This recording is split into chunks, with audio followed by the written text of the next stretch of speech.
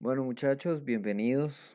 Como siempre, mis mejores deseos, mis bendiciones para su familia en en este momento, esperando que pues todo esté transcurriendo bien. Yo sé que todos estamos aburridos de esta cuarentena, pero bueno, con, con el favor de Dios vamos a salir de ella muy bien. Yo sé que les había prometido que íbamos a hacer una clase interactiva, la siguiente clase. Sin embargo, viendo el índice de participación en el Zoom, pues me pareció muy irónico sacar notas sabiendo que solamente se conectan 10, máximo 12 personas en la videoclase. Y pues me preocupa y pues no puedo comenzar a criticarlos, pero tampoco puedo comenzar a castigarlos, ¿sí? Entonces entiendo las condiciones que puedan dar, aunque hay muchos que han entregado trabajo, pero pues, o sea, yo quería hacer la actividad de las palabras, de adivinarnos. Sin embargo, pues sería un esfuerzo mayor. Entonces yo creo que lo mejor es avanzar en el tema y seguir con los trabajos, ¿sí? Ya cuando lleguemos de la cuarentena, pues podemos hacerlo más presencialmente y pues que todos colaboren con ello. Bueno, el siguiente tema dentro de nuestro periodo se llama la nomenclatura química, ¿sí? Es muy importante saber qué es la nomenclatura química. Ahora, la nomenclatura química es un conjunto de reglas que se utilizan para darle nombre a los compuestos químicos. Eh, en química, digámoslo así, como que la FIFA de la química se llama la UPAC, ¿sí? La Unión Internacional de Química Pura y Aplicada. Pues obviamente ahí no sería UPAC, sino UKPUP, UKIPA, UKIP, UKPA. Bueno, en fin, es un chiste malo, yo lo sé. Bueno, pero en inglés sí es UPAC, International Union of Pure and Applied Chemistry. Ahí está. Es la máxima autoridad en la química, ¿sí? Y ella es la que se encarga de establecer las reglas de la química. Ahora, en otras palabras, la nomenclatura química se hace referencia a las regulaciones que rigen la designación, la identificación, el nombre de las sustancias químicas, ¿sí? Es decir, la nomenclatura es nombrar, darle nombre a los compuestos, a las sustancias. Ahora, hay dos nomenclaturas químicas. La nomenclatura química orgánica, que es los compuestos que contienen carbono enlazado con hidrógeno y con oxígeno, como lo ven ahí, ¿sí? Y algunos halógenos. Y el resto de compuestos que se llama la nomenclatura inorgánica, que es por donde se inicia la química, por la inorgánica. ¿Listo? Y es lo que nosotros vamos a estudiar, la nomenclatura en química inorgánica. Ahora, los compuestos inorgánicos se clasifican según la función química, ¿sí? La función química es como una función característica de ciertos compuestos, ¿sí?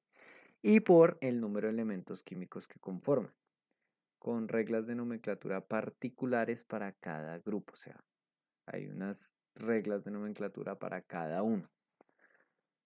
Una función química es la tendencia de una sustancia a reaccionar de manera semejante en presencia de otra.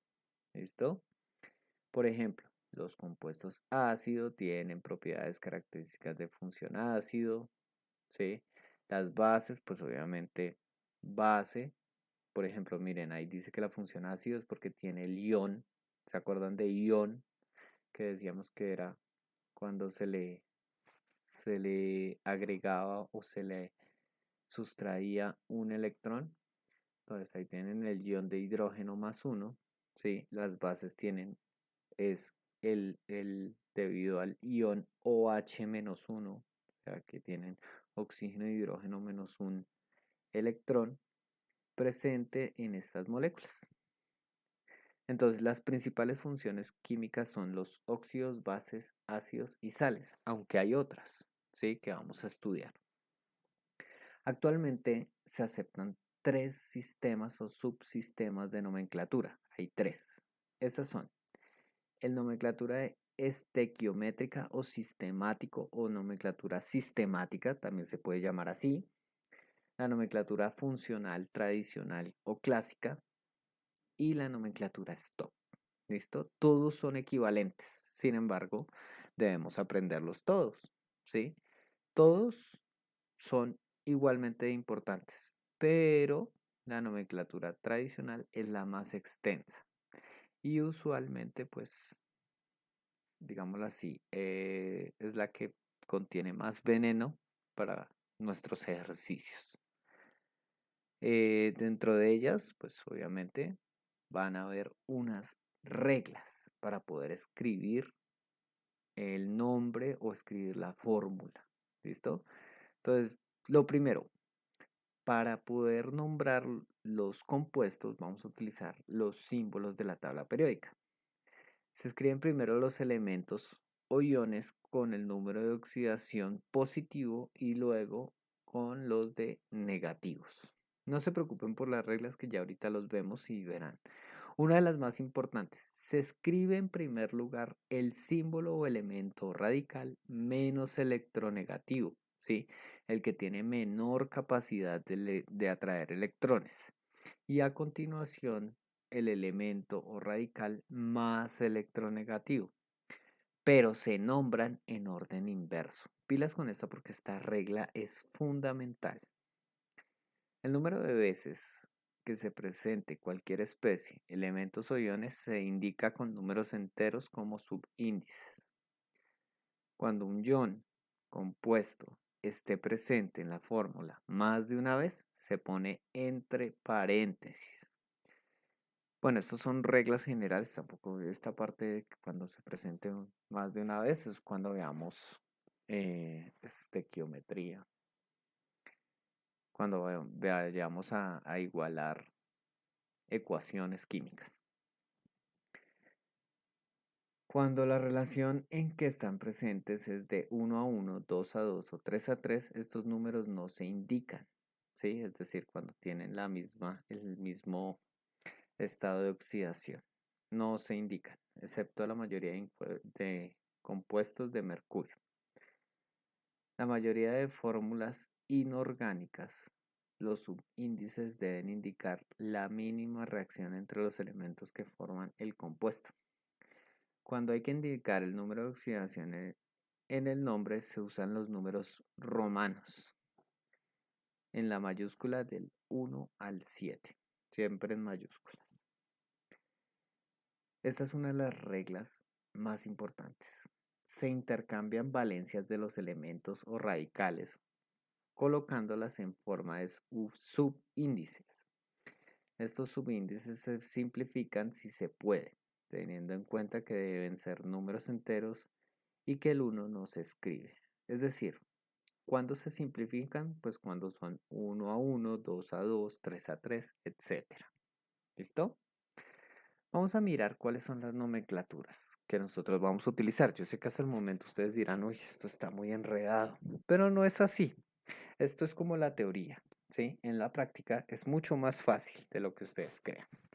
Vamos a ver la nomenclatura sistémica, sistemática, qué pena. También se llama la nomenclatura IUPAC, porque pues ellos son los que dicen cómo se deben nombrar los elementos, ¿sí?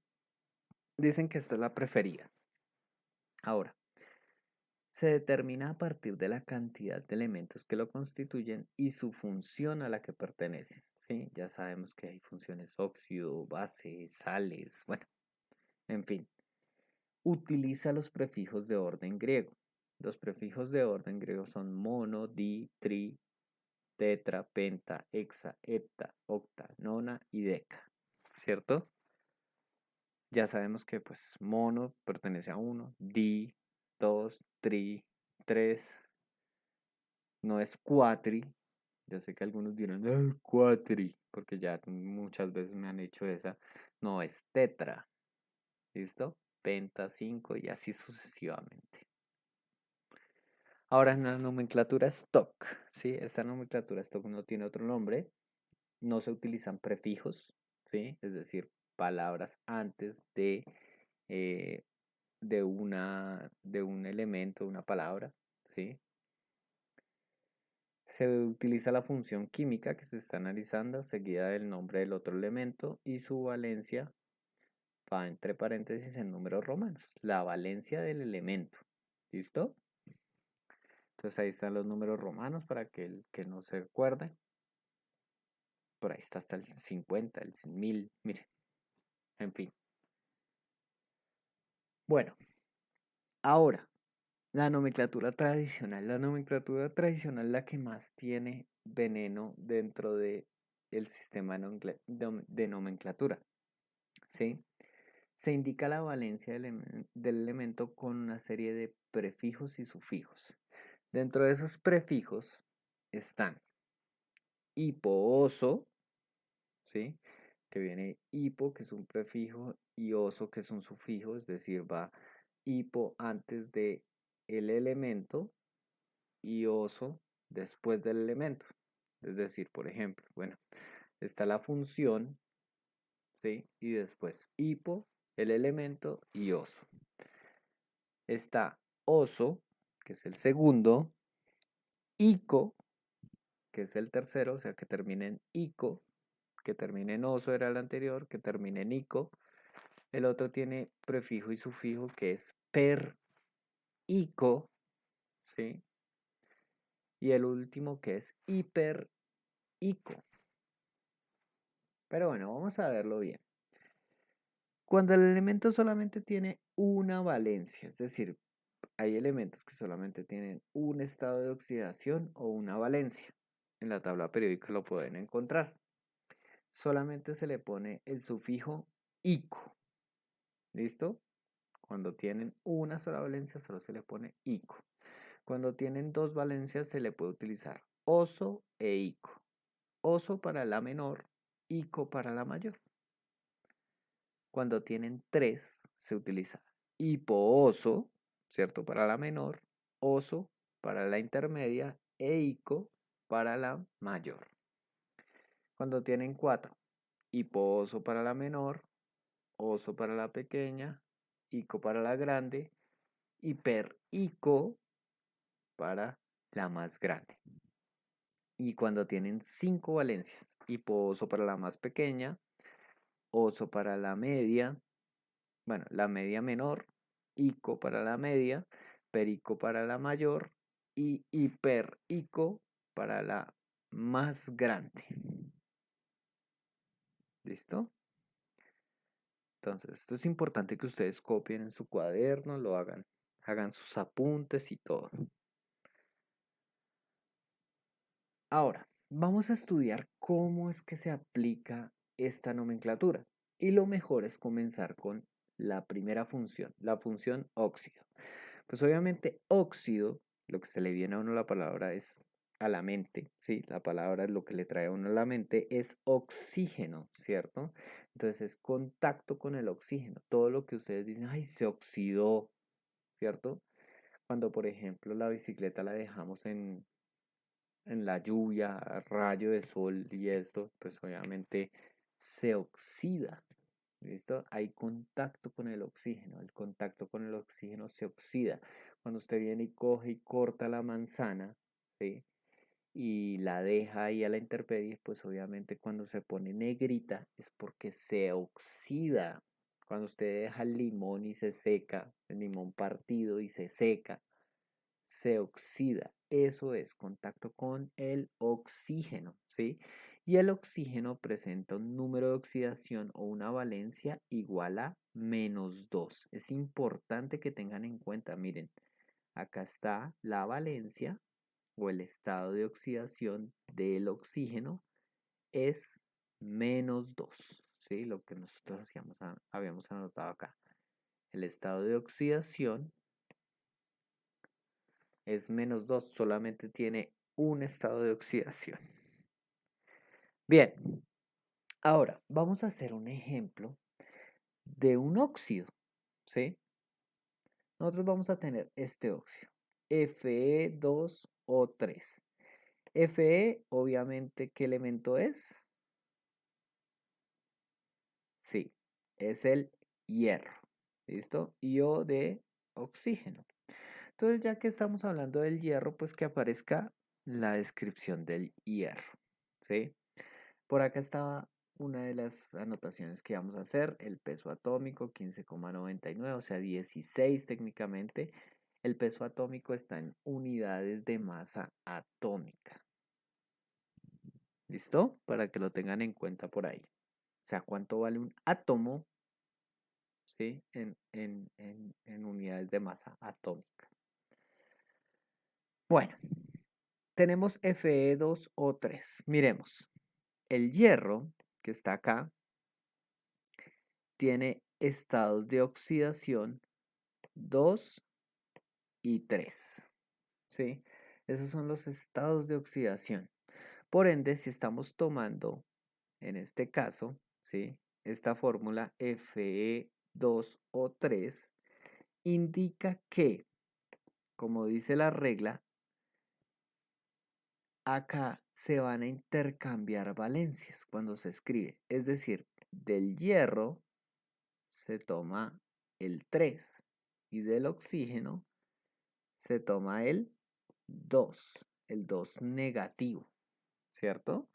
Pero el 2 va a pasar acá y el 3 es el que pasa acá. ¿Listo? Es decir, que la valencia que se está utilizando en este caso es el 3, ¿sí? Esa es la valencia que se está utilizando en este caso. Ahora, miremos cómo se llama en sistemático. Lo más fácil, se lee de para allá, en orden contrario a cómo se escribe la fórmula química.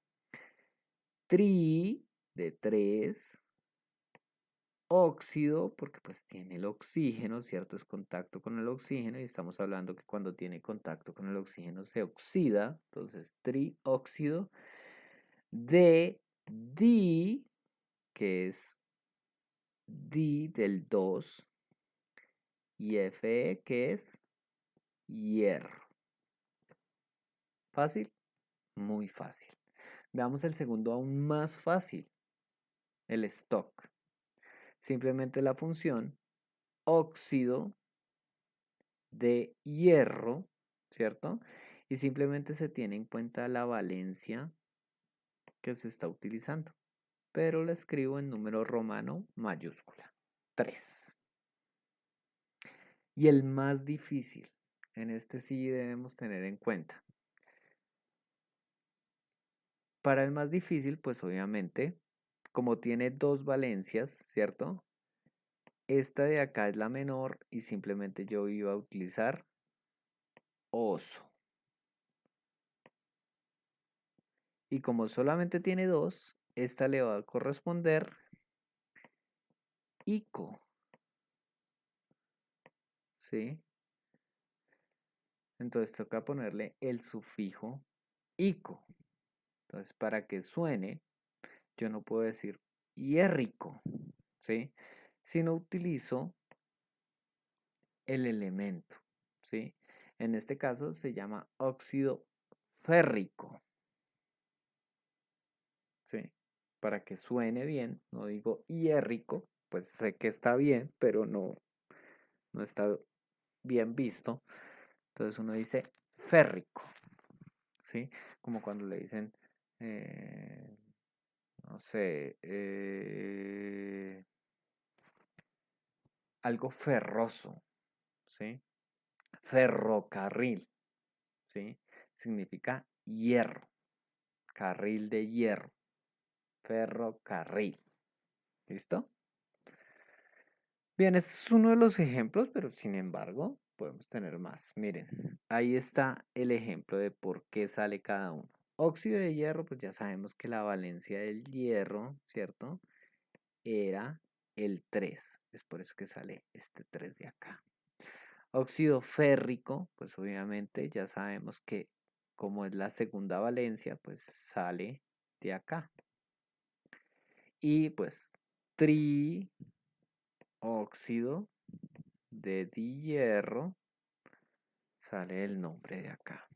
Vamos a ver otro ejemplito más elaboradito, ¿sí? Si ustedes lo tienen en cuenta. Vamos a ver el cromo, el óxido de cromo. ¿Cómo serían los óxidos de cromo que pueden dar? Si ustedes ven, las valencias de este cromo son varias. 1, 2, 3, 4 y 5. 5 valencias hay, ¿sí? Por lo tanto, tendremos los 5 nombres.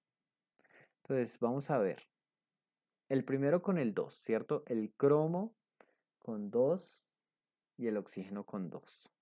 El oxígeno siempre va a tener valencia 2. Mucho cuidado con eso.